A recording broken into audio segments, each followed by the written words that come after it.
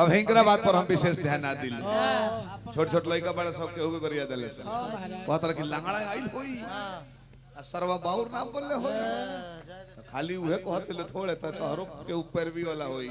तो वो कहतो कि अरे लंगड़ा तो सरवा बोलते रहलो कि सरवा जी तो वो कम हित नहीं है वो सरवा छोड़े ना होई तारा के ना कहब जा हमनी जंगा तारा दल में के हमरा के डायरेक्ट सरवा ना कहलो लोगवा कहत लोग कही सरवा ओई में कहत रह कि दिव्यांग कहत रह कि लंगड़ नहीं कहे कि मोदी जी मना कइले बड़े कहले कॉलर लेनो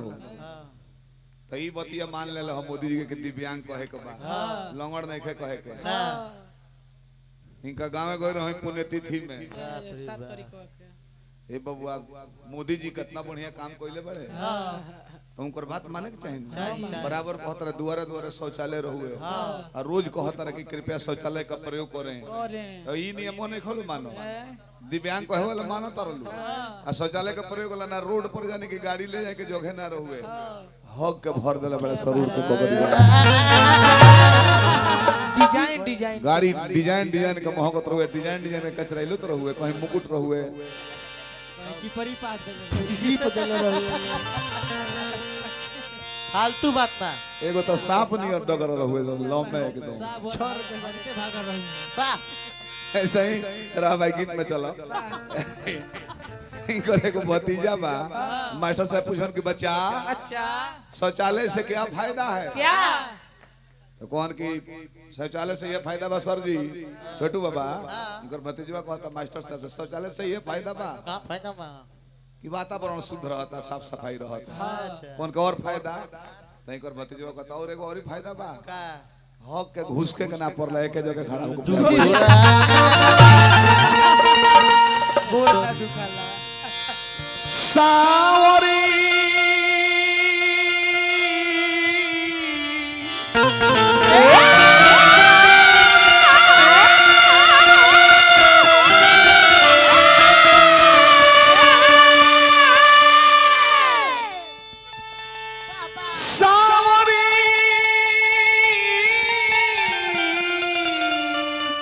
दरना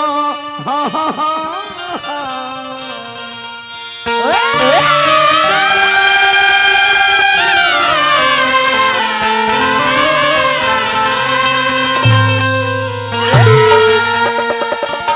तो कुंवर जी संग कैसेट में हमारा ही रहेगा ना मोहित बाबू मैरवा मोड़ गोलर है कैसेट में फरमाइश बात तो पूरा कोई जाए मैं कौन बाऊ और लगे फरमाइश जाए 2-3 गाना बा आ गई लो फरमाइश ऐसे कि लोग जानते कि 2-3 को याद है बता रहा तेरे सर की कसम न जुदा होंगे हम तुझको अपना सनम चुन लिया भजन कहला जूली दोसर कोई संगे जाई ना सब माया के बाजार लागल भजन कली वो हम का करबू माई फुट भजन हाय ए ब्याजी जब जब रउआ कहनी के जूली तनी भजन कल हमार बुझला कि भरल जवानी लेके कोई डूब के मर जाए बाप रे बाप भजन करब ना कब? जब हऊ काका लेखा उमरिया हो जाई तनी कमरिया झुक जाई 2-4 गो दांतो टूट जाई आँख से कम लौके लागी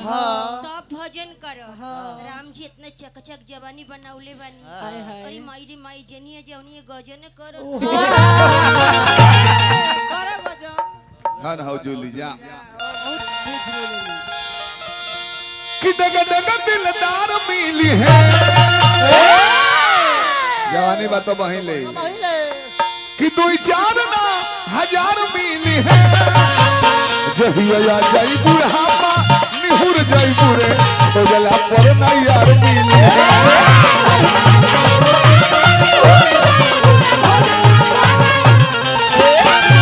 जहिया जाई बुढ़ापा निहुर जाई बुरे तो गला पर ना यार मिली है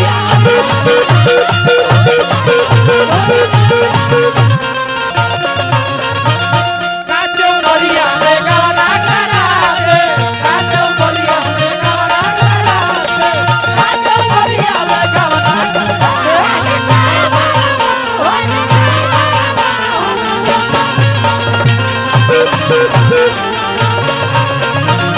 काचो बोलिया में गवड़ा करा के काचो बोलिया में गवड़ा काचो बोलिया में गवड़ा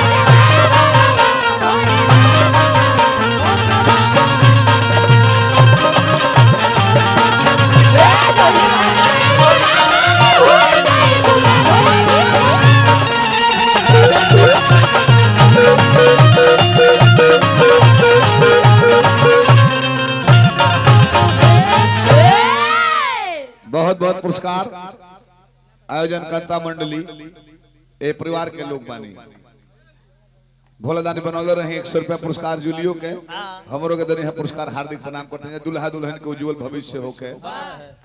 ये शुभकामना करब जा समय आवेला दांत टूट जाई आंख से कम लौकी सबकर दिन आवेला टूट जाई दांत झूल जाई गाल के घीची है परान हाथ हवा में डाल के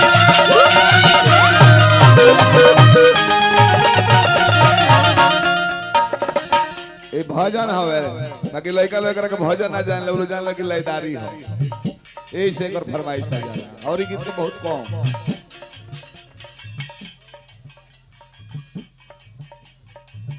गौरी चौधरी जी हमरा के पुरस्कार दल में 100 रुपया के चौधरी परिवार के हार्दिक प्रणाम करते हैं जब भोलादानी बनौले रही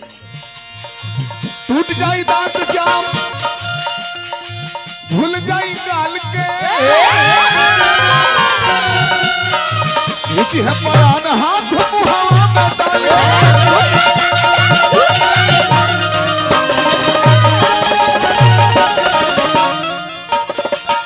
अब ही लहंगा लहरदार मिली है अब ही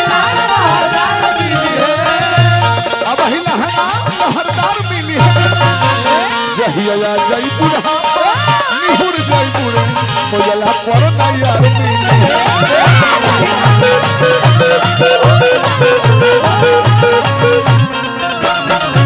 जहिया जई बुढ़ापा निहुर जई बुढ़े कोयला पर नैयार मिली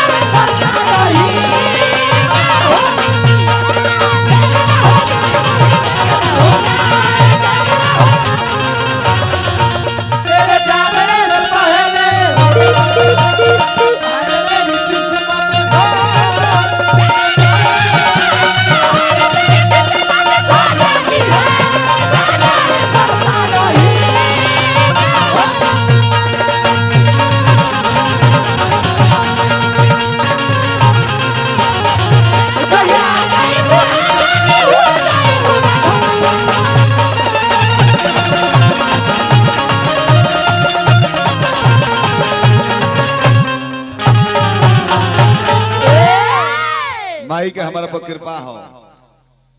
भाई जी कहले कि माई के कृपा ना रही तो कहीं मंदिर पर भीख मांगते अपना बारे में ना सोचला 3 बरिस से लोग तारा के चिन्हता मोहद्दीन से गाओ ताई जाना बरा तू हॉगिज पहन के पैदल दौड़त हो बता हम 93 से गाओ ता मतलब माई कृपा ही को पमाई कृपा हो कृपा ना रही तू हाबड़ा स्टेशन पर रिक्शा खींचत रहल व्यास जी हाबड़ा स्टेशन पर कान्हवा पर 100 धकना खींचाला तो छोड़ले काहे रिक्शा हाको दुगो मोट मोट बैठल सब बैलेंस ना मिलल पलट गल गिर गरले सब ताहे मुंह कोठले सके कुछ छोड़िए देले रिक्शा पर कपार पर दाग भइल अरे का कहला बड़ा करके कोनो बात नहीं खा लाइट दूसरा के मंगला हो अच्छा वहां के दे दो तारा लाइट चाहे का 3 सेल वाला हो बाकी बरत नहीं खे बटन दबला पर भी नहीं खे बरत बारिश में भीज गए लाइट हाय हाय लइका बैठल बावे हो लइका और अब कर लइकर बाबूजी अच्छा रेडियो लेना कहला कि मुसवा के कहलस कि गाय मर गया है रेडियो इनकर बाबूजी अरब से ले ले अरे अरबियन घोड़ी अब पानी ना ढुके घोड़िया में बाबू नादहा में लेहना गूद के हे पर ले कवरा लगवले पखे गांव में घूम अरबियन पानी ढुकते नहीं बतन आदमी चाहत पानी ढुक जाओ ढुकते नहीं के रेडियो लेके गोर ले खेत पटवे खाती डणेर पर धक बजावत रहले रेडियो शुरू कइलस बोलल अपन ई आकाशवाणी का गोरखपुर केंद्र है लखनऊ में बाढ़ आने की संभावना है छपरा जिला में भी बाढ़ आ चुका है बस एक्सीडेंट में 5 लोग मारे गए पटना में आही बा खिचिया के कुदारी से रेडियो पर तौने कुदारी मरल ले रेडियो भड़क बोड़क गई एक आदमी बगल वाला पूछले काहे फोड़ला हो काहे हो कहके चुप रहो इतना बेईमान रेडियो होला लखनऊ के समाचार बतावता पटना के समाचार बतावता देश विदेश के समाचार बतावता पैसा लगल हमारा ई दूसरा का समाचार कहता ए जा नारी में से पानी बहता एक बार कहो सके मलिकार आपके खेत में पानी बह रहा है नाली फट चुकी है बाड़ा दादा तुम इतना भूखा हो और बा काम क्रोध मदलो भिरसिया 5 गो नकली यार बड़े देह में आ सबका में बाड़े गलती ना नु आ वैसे देखब त मतलब है सब है बावे ए में केहू से केहू भी मतलब के नहीं के विश्वास नहीं के हो रो उठी हो जैसे उठे होने जाई रो संग संग केहू ना जाई कोई नहीं पूछबो ना कर लो कहां जाता रहो अब के 4 गो फ्रूटी लेके निकली बहरी 15 गो पियो कर पीछे लग जाए का हलवा यार ठीक बात अरे बढ़िया रे ढार दो हमरा के आ पियो कलन के देखनी ब्याह जी पियो कलन के हम देखनी जे बोतल किन ले बा उनहु से चिकनो के नोई है गिलासो उहे दल बड़ भागवत में नवा दहिने से पिछला बक्सा कटल बा हेलो अकी पियत में देखनी त खोलन दहनवारी बैठा था पीछे का बॉक्स खोल बैठ गइल बा कट हेलो पीछे वाला में हइए नहीं बंद हो गइल बा बंद कर देले बरलो हेलो अच्छा बना लो देखने की पहला पिक जब चलता 5 गो यार लोग बैठल बा कहां से ओरिजिनल माल यूपी वाला मंगा दे हमने के तो मिलते नहीं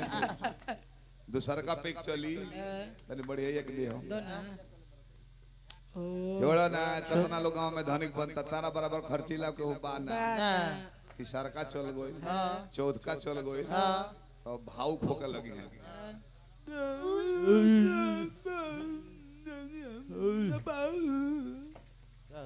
कब आज मां के देखो आदमी तरह खाते जान दे पांचवा छठवा जो पिक चली अब उनका के सूते के व्यवस्था करो ना तो मुते के तैयारी में लगे ज्यादा बदला जाई दीवा बदे जले के ना तो उठे ना हो जाते रूट करवाइन को दी 5 गो यावन से कोई न बड़ू यारी गांव के चुनरी फुहर दहलू ना से